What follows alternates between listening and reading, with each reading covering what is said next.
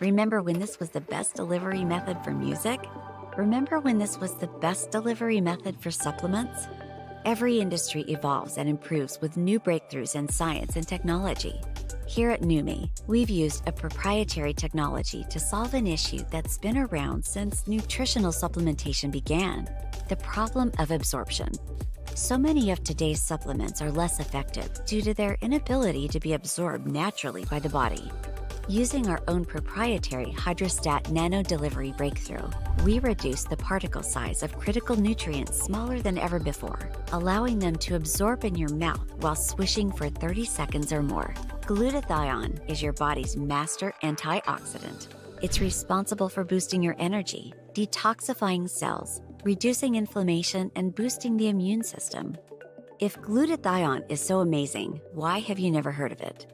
Because glutathione is extremely fragile, and if taken orally, it will be destroyed via the digestive process, rendering it virtually useless to the body. Until now, NutraSwish applies nanotechnology to achieve maximum absorption. Now, glutathione and other nutrients can be absorbed simply and quickly by swishing in the mouth instead of being destroyed in the stomach. Using this same nanotechnology, we've created the ultimate skincare product, Numi Skin. We've been able to achieve unparalleled absorption for key ingredients, including collagen, hyaluronic acid, and more. Some of the top skin experts in the world work together to create the ultimate blend of skin-enhancing nanonutrients, creating the most amazing before and after results. With our nano solution, you no longer have to wait months to experience the effects of skincare and supplementation. Our customers are noticing a difference within a matter of days. Don't wait to look, feel, and live your best life. A new you starts with Numi.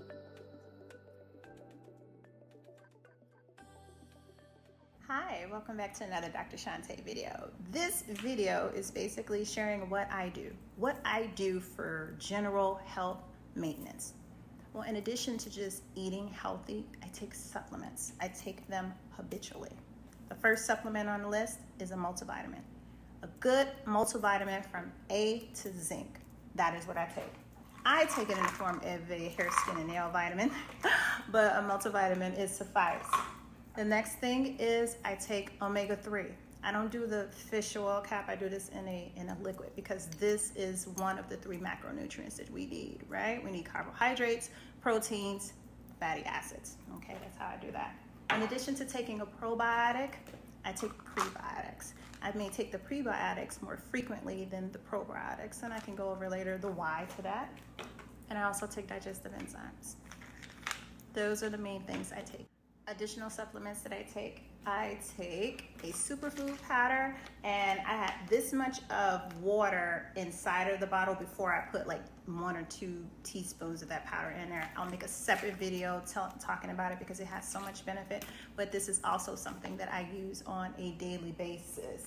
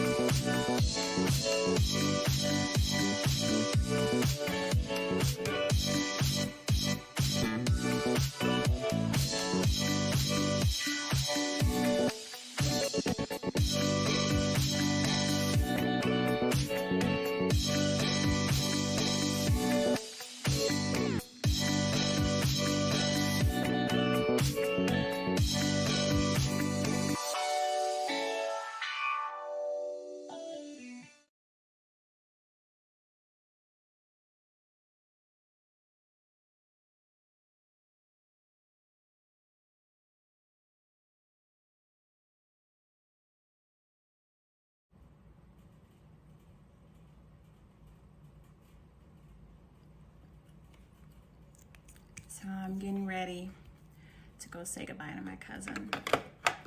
And I started thinking about some stuff and just wondering, like, as we're thinking about getting older, and if you're like me over 40, you have just as many years behind you as you may have in front of you, right? And I just thinking about that death, loss, and having to say goodbye to the people that we grew up with, that more of that is gonna happen. It's just gonna happen. That's just where we are in this age or in this phase of our lives. So I just want to say to the young people that's watching this, remember to live. It's cliche to say that life is short. Yeah, we know that. But if I can give something back to you from what I've gathered, it's just, if you can work on yourself and improving yourself in any way, do so. It's worth it, because it'll better yourself and the relationships that you have with people. And in the end, that's what you're going to value. Your relationships with people, be it romantic, family, partnerships, business, your relationships with people. Live your life. I'm not saying be reckless. I'm just saying live your life. Take that vacation that you've been wanting to go. Maybe you don't have a boo. Go by yourself. Open that business. Go get that degree. Because as I'm preparing for this funeral and celebrating somebody's life and witnessing their end of life, it's, if we could just remember to live. Remember to live. And lastly, forgive. Forgive that parent that didn't do it quite right. Didn't know. There's no guide to parenting, and now that some of us are parents, we're not going to always get it right. We're going to make mistakes. Forgive them. Forgive that sibling or cousin that, forgive them. You were 8, okay, and it was just a toy. Or so what, they lied on you and everybody got the whooping. So let it go. You know how many people still lie on you till this day? Let it go. And forgive yourself. Hindsight is 20/20. You didn't know. You didn't know that you had to co-parent with a douche. All right. Forgive that ex-spouse, ex-significant other. Forgive them. People be peopling. And that's just life. Forgive. Let it go. Let it be in the past. Move on and continue to live. Take this opportunity to live. Yeah. That's what I would say. Just take the opportunity to live. Keep living. That's what the elders would say. Keep on living, baby. Keep on living.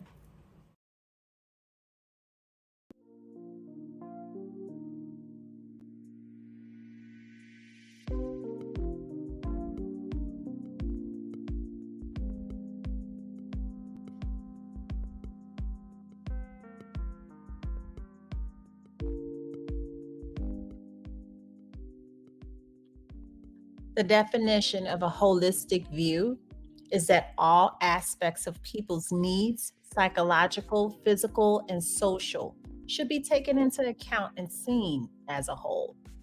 Holistic relationships is leading the charge and sparking real conversations that transcend the ordinary, aiming not only to explore life's intricate facets, but also to inspire positive change and cultivate better approaches to every topic we touch. In the realm of love and relationships, marriage and divorce, parenting struggles and single parenting triumphs, toxic relationships, and the liberating journey out of codependency, our goal is crystal clear. We are architects of change, crafting blueprints for better, more holistic relationships that stand the test of time. This isn't just a show or a podcast, it is a movement. Each episode is an invitation to recalibrate, your perspective, to rethink conventional norms, and to embark on a journey towards a more fulfilling life. From the nuanced dance of co-parenting to the empowering pursuit of self-confidence, we are here to guide you towards positive transformation. Holistic relationships is more than a show, it's a philosophy. We navigate the complex terrain of aging gracefully and achieving optimal health and weight loss, shedding light on compatibility in relationships, and imparting wisdom on the art of dating and courtship. Our compass points towards the empowerment of self and others, setting goals, building legacies, and collecting fortune with purpose. Join us as we forge a community committed to positive change where every conversation is a catalyst for growth. Every revelation is a step towards understanding, and every piece of advice is a key to unlocking a more holistic and fulfilling life. Welcome to Holistic Relationships, where the pursuit of better, more meaningful connections begins, and positive change is not just encouraged, but celebrated.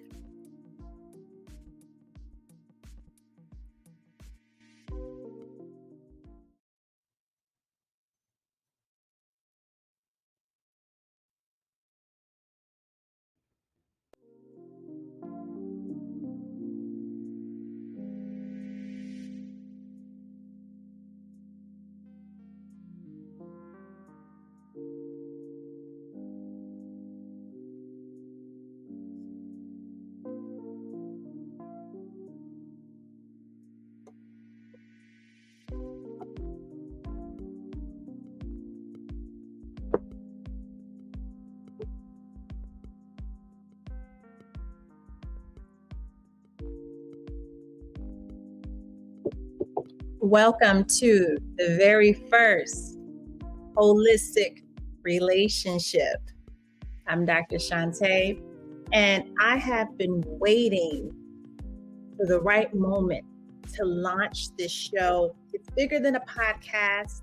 I'll definitely probably make components of it to be a podcast, but it's not a podcast. It's a show, a discussion on real topics that we want to have these conversations of. And I didn't know what I wanted to start off with. I have so many things that I've written down. I didn't know where to begin. Like, which one is the pilot? Which one launches this whole thing? Which one kicks off this? And I was moved today to pick the topic on midlife crisis. This is a part two. It's actually two parts to this. And it's fitting because it may have been the discussion that prompted me to even do this in the first place. Now that I think about it, it was a journal entry that I made last March of 2023. Back when my cousin was nearing her end of life. She had become terminally ill with cancer. She had been placed in hospice. And that's how the topic kind of came into play with all the things that I was thinking and feeling in that moment. Just a few weeks prior, a board member from the school board where work passed away, a mentor. I felt that. And then a few years ago with my dad, so the whole thing about midlife crisis as it relates to life and loss. This is part one. That's what this is that we're in now. And then the part two of it being the vanity. So that's what brought all of this about. Started with just a verbal journal entry where I was venting about what I was feeling in that moment, just to get it off of my chest and be real about what I was feeling in that moment. So yeah, that's pretty much how it started. It started with a journal entry. Yeah. So let's get on into it. And I'm going to also say that after this one, I will invite people on for a panel discussion because I would like feedback and see how others feel about this topic and some of the things that I've mentioned within this topic.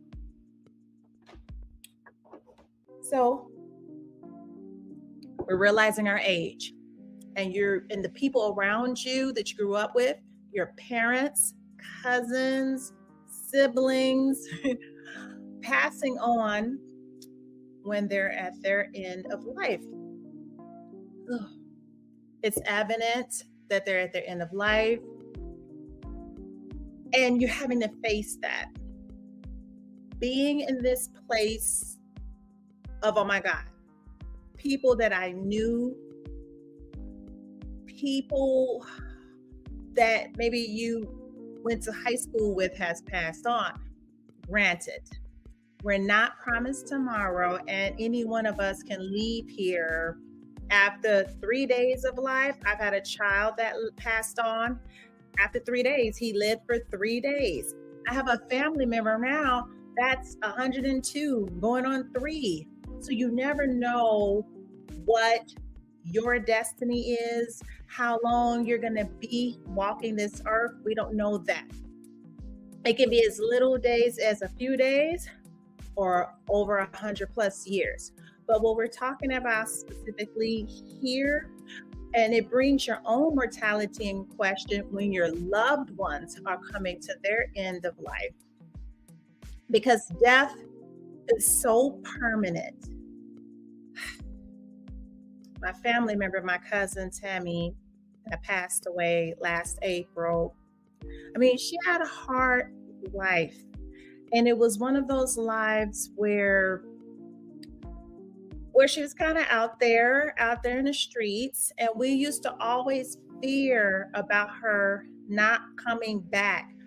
Fear that maybe she would overdose on something, or fear that she will be found somewhere, or fear that she'll be found in a dumpster, fear that that her body would be found somewhere, or fear that just of the many things and variables of what can happen to women when they're on drugs and they're out there. I mean, like out there.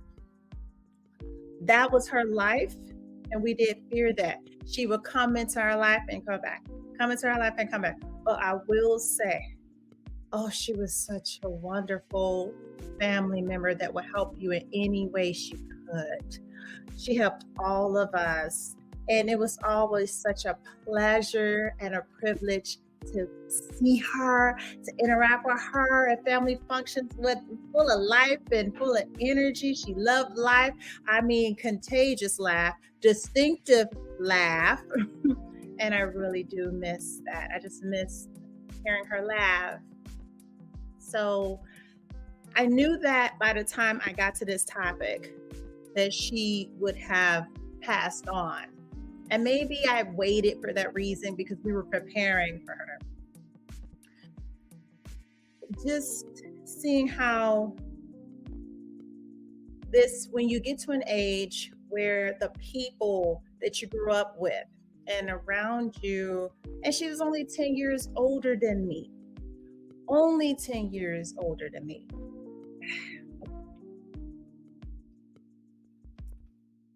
It's just, wow, my gosh. But of course, I know she lived a hard life, and it was a little on edge. But she had a mentality going into this when she was fighting this cancer. She said, I'm going to give it my best shot. And when it's my time, it's my time. So she had the right positive mentality going into it. And she came into full acceptance of what was happening. It was just us that wasn't ready to let go. So I only got a chance to really see her twice in hospice. And I expected her to look a lot worse when I first went to see her, but she was, and then when she ended up in the hospital, I remember she made this joke. It's one of the last things I heard her say, and I'm so grateful that I got a chance to spend that time with her. It was her, me, and another one of my cousins. We were in the emergency room for her, and they were just accommodating me and my other cousin And then my cousin Tammy went, well, we just got some beautiful people in our family. They coming in. It's just, I just miss her. And even though she wasn't around all the time, it was one of those things where you expect her to always come back with, it's just that I grew up with her, that's all. And you have those family members where they may be distant relatives and they pass away. Maybe it's not as affect you as much, but when it hits so close to home, that's the thing. When it hitting so close to home, and that's why it's sort of a midlife crisis that you realize that the people around you, they're getting older, they needing your house. They were once strong, maybe was once strong, and now they're needing you. And now if you get into a predicament, you're looking around you trying to figure out who can help you if you get this stuff. And it's just one of those things, one of those realizations as you excel. That's just part of the whole midlife crisis. You just get to a certain age and you're like, oh my God. A really good friend of mine, he likes to say he realized that when he got to a certain age, the cavalry is not coming, because you once had your parents, you may have had a strong aunt, a well-off uncle, somebody else. And as you see them die and they're getting older and weaker, it's you just look up, and I'm like, oh my God, I looked up, I have become the auntie. It's because I'm with the aunties I still have, and mom, and they're gonna need me. They're going to need me now. And so I check up on them, and so that's why it's like, oh my God, I have become the auntie. Whew. Yeah. So that has me thinking about this, thinking about life, and that's the midlife crisis of it all. We're already, and you're feeling like, oh my God, life has become real. And it's a different kind of life that you have to navigate through, because the people you grew up with, they're gone. And you're fortunate enough and blessed enough to still be here and to still be amongst the living. It is certainly an honor and a privilege to gain more years. But your own mortality does come to question, and it makes you feel some kind of way, because you're like, oh my God, life is really laughing right now. So you're like, what? It's just something when you were young and and we all get here. I know that the people who have already passed, and they're past, but what I'm talking about, they've come to this, and they've come to this in some way in their mind. They've wrapped their minds around it. I feel like, man, I know I'm preaching to the choir for those who've already been here, done that. They already done passed go and collected $200. But as far as me getting there, and those of us who are approaching that time, where, like I'm always saying, where we have just as many years behind us as we have ahead of us. I mean, it is so real, and it's just, yeah, I know I keep saying that, but I guess I'm trying to keep finding the words for it. And I mean, and that's what this whole topic about the midlife crisis is.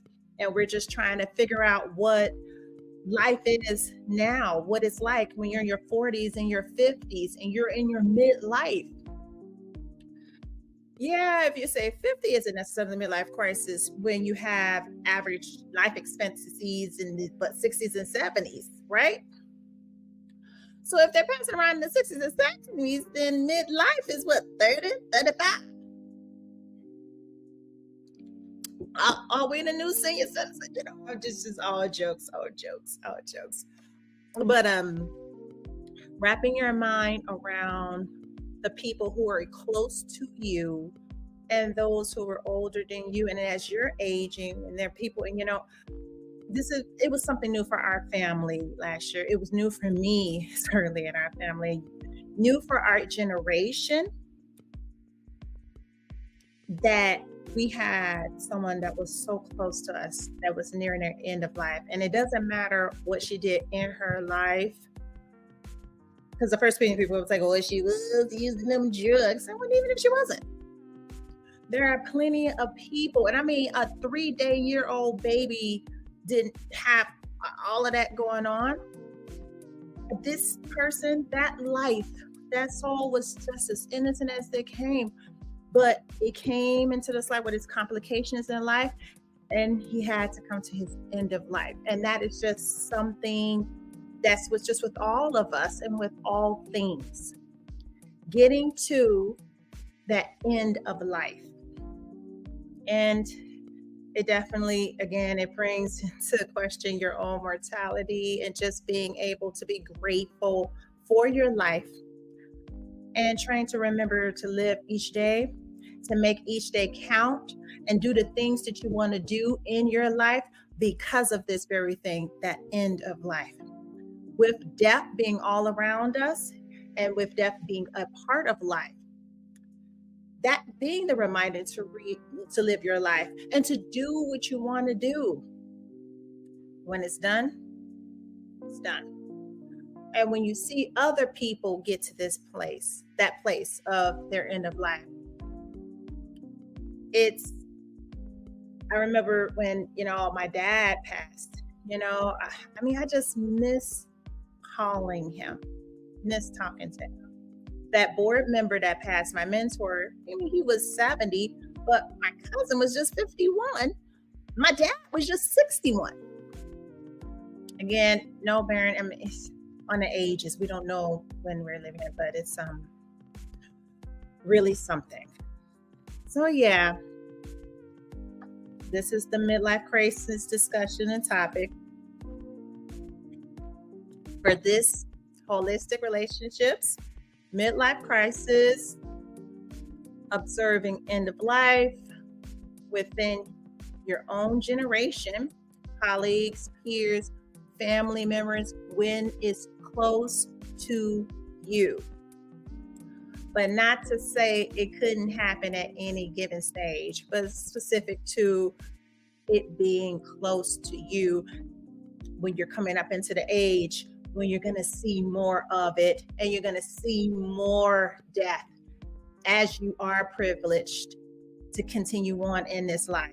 At this age, we are going to see more of it, and we're going to have to say goodbye to more people that we knew and we loved in our lives as we get to approach that.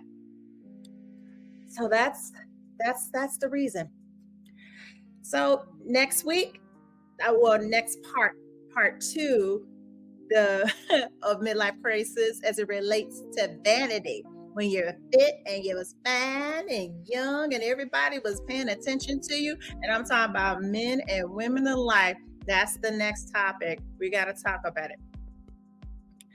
That issue of vanity. When you start to see the grades, that mental transition you got to have for that. So we got to talk about it. I appreciate the time that you guys spent. Me all in your screen talking about midlife crisis, and I'm just glad that I got it started. So let me get my butt back out here and we can do the part 2 to this. I look forward for the conversations and any comments and things that you guys have. Please share. I look forward to it, and I will see you all in the next holistic relationship.